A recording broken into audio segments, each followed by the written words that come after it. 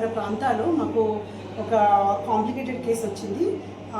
అమ్మాయి పేరు ప్రవీణ, wife of గణేందర్ Reddy, Thoguta నుండి.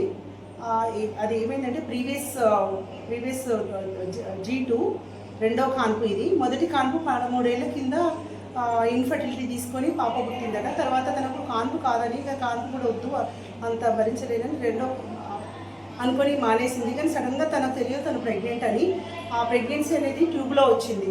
ఆ ట్యూబల్ ప్రెగ్నెన్సీ ఆమె నోటీస్ చేయలేదు. 2 days నుండి తను చాలా సివియర్ పెయిన్ అని కంప్లైంట్ చేసుకుంటూ 2-3 హాస్పిటల్స్లో తిరిగిందంట, ప్రైవేట్ హాస్పిటల్స్లో. సో ఒక ప్రైవేట్ హాస్పిటల్లో తనను స్కాన్ చేయడం జరిగింది. అది రప్చర్ అంటే ప్రెగ్నెన్సీ ట్యూబ్లో వచ్చింది. పక్కన ఫెలోపియన్ ట్యూబ్స్ అని ఉంటే ఆ ట్యూబ్లో వచ్చింది. ఆ ట్యూబ్లో మినిమం ప్రెగ్నెన్సీ అనేది 4 to 5 weeks 6 weeks వరకు నిలవగలదు. తర్వాత అది బేక్ చేయలేదు. ఆ ట్యూబ్ అనేది ఆ లెంత్లో ఉంటుంది కాబట్టి వేడియాక రప్చర్ అయింది.